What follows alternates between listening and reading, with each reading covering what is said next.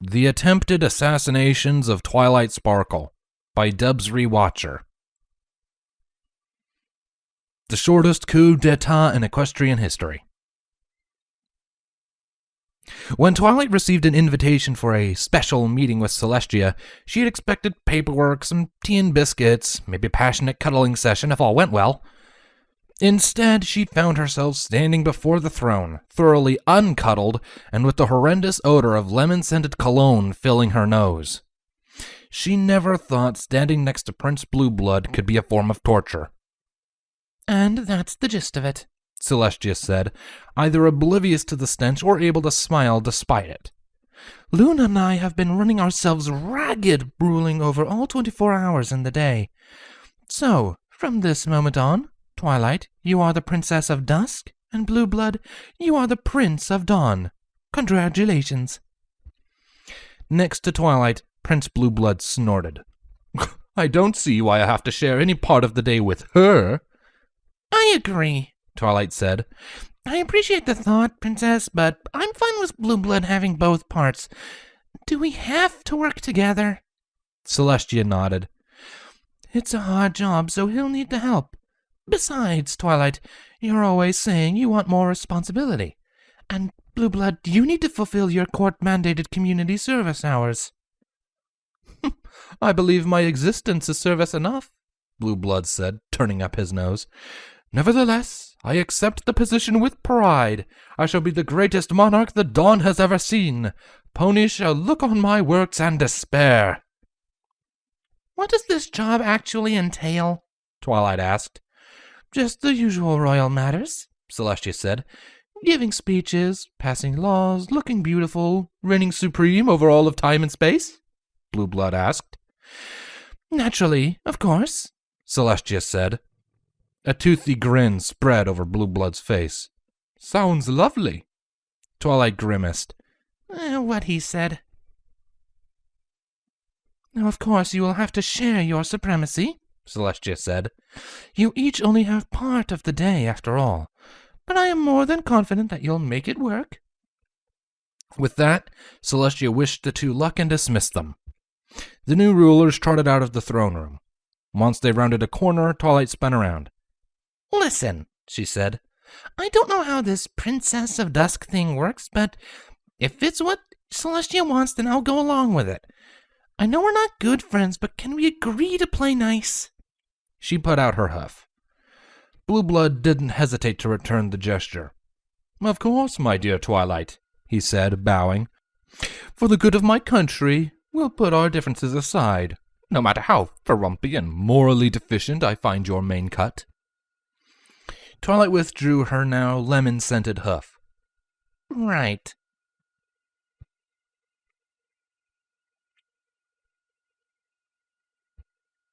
Later that day, as dusk stretched across the sky, Twilight trudged through Ponyville with 3 squirming foals clinging to her back. The news of Twilight's promotion leaked to the press like poison into the water supply, and now the entire town had gone into new Princess Frenzy mode.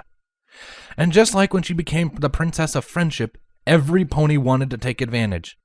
"Please?" Scootaloo asked, standing on Twilight's neck. "Like, please, please? I swear I'll let you ride my scooter. I'll let you ride it twice even." "For the 63rd time?" Twilight said, ignoring Scootaloo's drooping face. "It doesn't matter what kind of princess I am, I can't make it illegal for fillies to be sent to bed without dessert." "What if we bribe you?" Apple Bloom asked. "I've got 3 bids and an apple fritter stashed under my bed." "No," Twilight said. Sweetie Belle scratched her chin. "What if we blackmail you?" Twilight faltered, recalling last night's steamy bookshelf reorganization session, but put on her poker face. "No." Sweetie hung her head. "Drat." The Crusaders didn't stop chittering, even as Twilight trotted into the foyer of her castle. In the center of the room, Twilight lit her horn and scraped them off her back. "Speaking of bedtimes," she said, "shouldn't you 3 be getting home? It's almost totally dark out, and I don't think I have any dessert here for you." "What kind of princess doesn't have dessert?" Apple Bloom asked. No dessert, can't pass bedtime laws, Scootaloo listed off. She shot Twilight a narrow-eyed glare. Are you sure you're really a princess? She's just another ineffective mainstream capitalist neoliberal figurehead, Sweetie said. Every pony stared. Do you even know what any of that means? Twilight asked. Nope, Sweetie said. But it sounded smart, said Scootaloo, so it must be true. I bet Blue Blood would give us ice cream, Applebloom said. What with all that money he's got? I'm sure he would, Twilight said, forcing a smile. And you can go ask him in the morning. For now, why don't you head home? A sharp snapping sound echoed through the room. The fillies all looked away, above Twilight's head, and screamed. Screaming? Is my smile really that creepy? Twilight thought, wincing. She looked up and noticed the foyer's massive crystal chandelier free-falling towards them. Oh. Twilight shot a concussive blast at the fillies, launching them halfway across the room. She looked up again just in time for the entire weight of the chandelier to crash down on top of her. Plumes of dust erupted through the air, punctuated by the Crusader's shrieks. Pinned beneath 1 ton of broken crystal, all Twilight saw was darkness, and her limbs throbbed in agony. Darn it, Twilight thought, face smushed into the floor. I knew I should have taken Rarity up on that offer for yoga class. I am gonna feel this in the morning. Twilight! Came Spike's voice somewhere in the distance. Give me a second, Twilight mumbled, spitting out a few chunks of rubble. She closed her eyes and wrapped her magic around the smashed calendar, then hefted it a few inches into the air, giving herself just enough space to wriggle out from under it. The Crusaders looked on with slack jaws as Twilight stood up straight, completely unscathed. Is everyone all right? She asked, rolling her neck around with a few tiny popping sounds. Scootaloo's face went pale, and Sweetie Belle just fainted. What in tarnation was that? Applebloom cried. She and Spike sprinted up to Twilight. I'm not sure, said Twilight, looking back at the destroyed light fixture. Spike, when was the last time you tightened the chandelier's chains? Spike blinked. Never? You should be dead, Applebloom said. That thing should have squished you like a pancake. Benefits of being immortal, I suppose, Twilight said, preening her wings. Applebloom frowned. What now? Immortal. It means I cannot die. Not even if you eat broccoli? Scootaloo asked, rushing up to stand next to Applebloom. When Twilight nodded, stars filled Scootaloo's eyes. Can you make me immortal? I want to jump into a volcano and swim into lava, please? Twilight glowered at her. No. Please, I'll let you ride my... Twilight picked all the fillies up and shoved them outside, then slammed the door closed.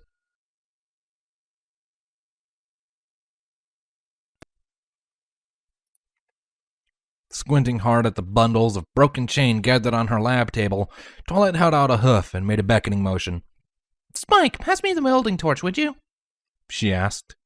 When she got no response, she turned around and said again, Spike? A few paces behind her stood Spike, forehead glossed with sweat, staring at the torch on Twilight's workbench. He had one claw stretched towards it, but frozen in place, as if he'd been visited by a cockatrice. Twilight watched for a few moments more. Everything okay over there? Spike jumped back. Yeah, he said, wearing a too wide smile. I'm just being careful, just in case we're, cursed. Twilight scoffed. Cursed? I mean, think about it, Spike said. First the chandelier falls, then I go to get a snack, but I end up tripping and spilling my sapphires all over the floor. You can't explain that. I'm pretty sure I can, Twilight said. She went back to squinting at the chains. I don't know about you tripping, but these supports must have been on the verge of breaking for weeks. As she spoke, she did her best to keep the chains out of Spike's sight. In truth, she wasn't sure what had felled the chandelier. The steel chains had no rust or denting. In fact, it looked like they had been sliced right through, as if with magic. "There's no curse," she said, using her magic to grab the torch herself. "You're working yourself up over nothing. And the sooner I get this fixed up, the sooner I can start figuring out just what the heck a Princess of Dusk actually does." Spike watched the torch with a frown as it floated through the air. "All right," he said, taking a seat on the far side of the room. "If you say so, but if that thing blows up, I'm not putting out the fires." Spike offered him an assured smile before pulling on her welding mask. All she needed was to close up the tiny cuts in the chain, which would take no more than a few minutes of work. She pointed the nozzle away from her and pulled the trigger, but nothing came out. Frowning, she pulled it again, and again, and again, and again, until it worked, and a tiny jet of blue flame hissed out of the nozzle. She cast Spike a smirk. "See? No fiery explosions, no curse, nothing." Spike stopped hiding his face in his claws and let out a relieved sigh. Smiling, Spike turned back to the chains. However, before she could get to welding, the torch's flames sputtered out. "Oh," she said, giving the tool a small shake. "The gas tank must be empty. No wonder it wouldn't turn on." She put the torch down and trotted over to a nearby closet where she kept her replacement tanks. When she opened the closet, a massive alligator popped out and swallowed her whole. Spike let out a high-pitched yelp, while Twilight just gazed into the darkness of the alligator's stomach. She tried to take a calming breath, but the putrid smell set her brain on fire. "Spike," she called. "Send a letter to Fluttershy."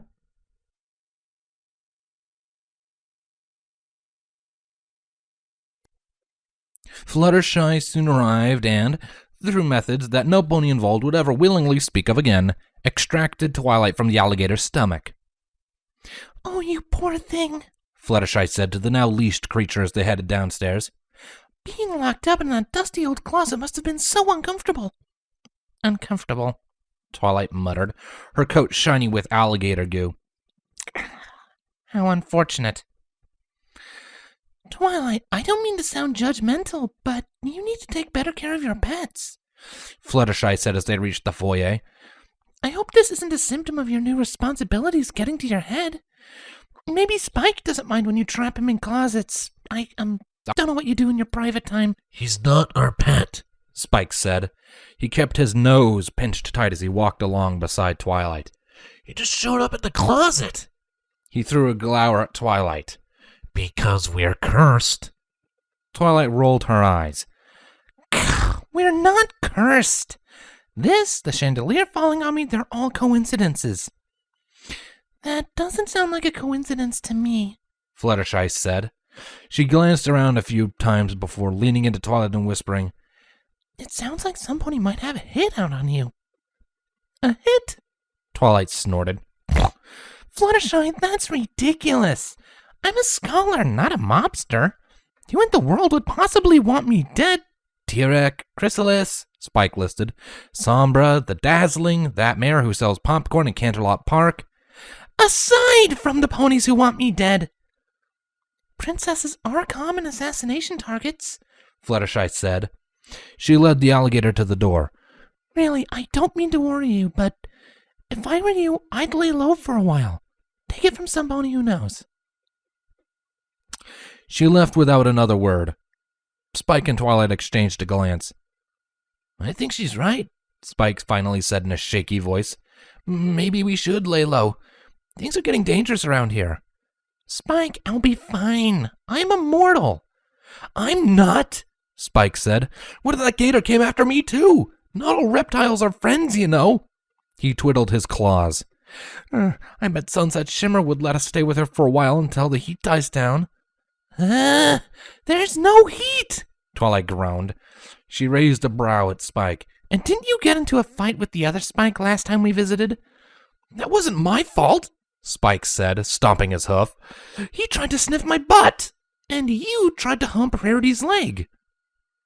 Spike was silent, then blushed horrendously. I don't want to talk about it.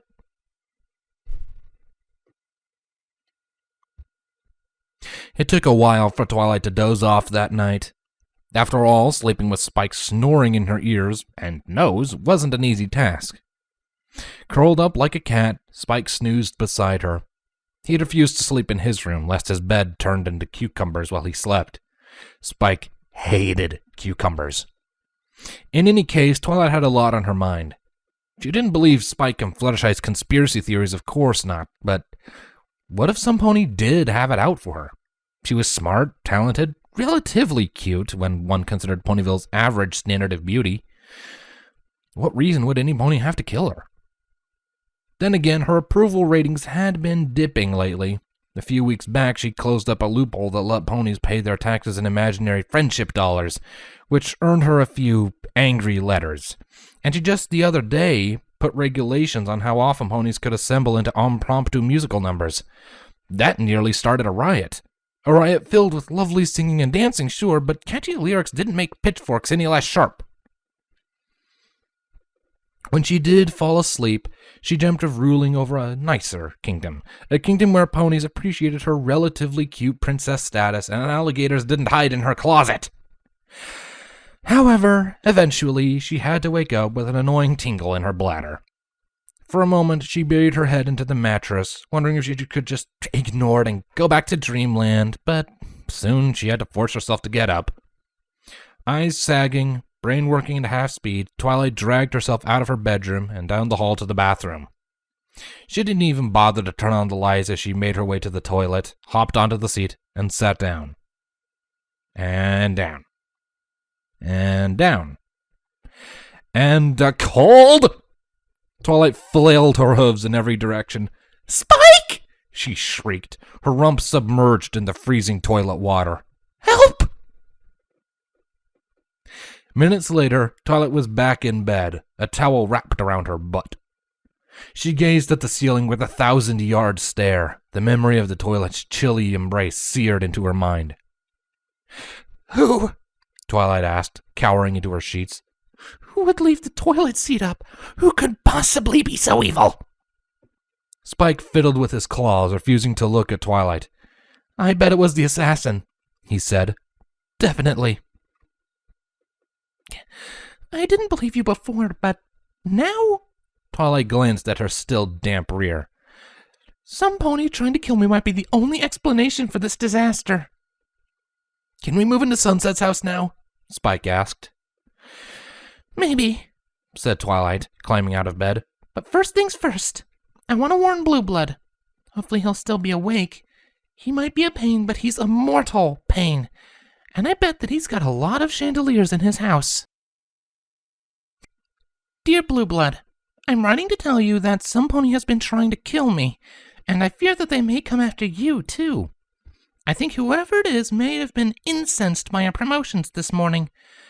Either that, or they love to sing and dance. In any case, they've already been 3 attempts made on my life, and I predict more are to come. My good friend Fluttershy suggested that I lay low, so I'll give you the same advice. Until the culprit is caught, stay safe. Best, Princess Twilight Sparkle. Dear Princess Twilight Sparkle, how dare you accuse me of committing such a heinous act? This is foolishness of the highest order. I will have you know that I've only been arrested for assault once, and that case was settled out of court, so it shouldn't even count. I've never been so insulted. I have half a mind to suspect you of assassinating me. Don't even think of weaseling your way out of this one, Sparkle. I'll be sending your libelous letter to the press in the morning. Then we'll see who the true assassin is around here. I suspect it is the princess with the ill-thought-out mane cut. Love, Prince D.B. Blueblood, ruler of the Dawn, 6-time Little League baseball champ. P.S. I wrote this letter with my new typewriter. How do you like it? Be sure to mail me back and let me know what you think. P.P.S. If you contact me again, I'll sue you for harassment and slander and grand theft. Dear Blue Blood. What? Best, Twilight Sparkle.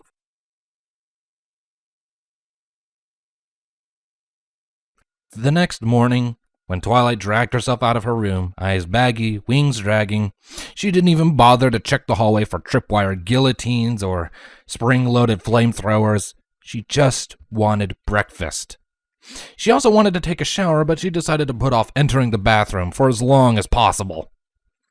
Yawning, Twilight trotted into her kitchen and paused when she found a mug of coffee and a steaming bowl of porridge waiting on the table. Twilight looked over the meal with a salivating glance. She hadn't even noticed Spike leave to make breakfast. What a sneaky dragon. Marveling at how wonderful her favorite little chef assistant personal post office could be, she took her seat at the table. Twilight inhaled the scent of her meal and wrinkled her nose when she picked up a hint of lemon wafting from the porridge. The horrendous odor of Blue Blood's cologne had ruined the fruit for her, and she wanted to keep his weird letter out of her mind. Then again, it is dawn right about now, she thought, shoveling the sweet mush into her mouth. Maybe his first decree was to make all of Equestria smell just like him.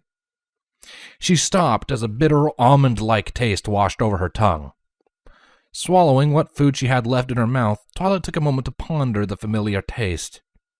She thought back to her years as an expert scientist. She remembered constantly searching for new materials to work with, conducting vigorous experiments on any chemical she could find. "Spike!" she called. "Why did you put cyanide in my porridge?" "Aha!" Prince Blueblood cried, jumping out from under the sink. "You have fallen into my trap." "What trap?" Twilight asked. She glanced at her porridge. "Wait, did you seriously try to poison me? You're the assassin?" "Try to poison you? I have succeeded," Blue Blood said. "In mere moments your breathing will cease, leaving moi as the ruler of both dawn and dusk. No longer will I have to share my throne. Soon eternal power over 1/12 of the day shall be mine." The monarchs stared at one another. Blue Blood's grin stayed static. "You may begin dying now, you know." "Blue Blood, I'm immortal." "Yes, I know you're immortal. I've seen your mane." Another moment of silence. Twilight threw Blue Blood out the window.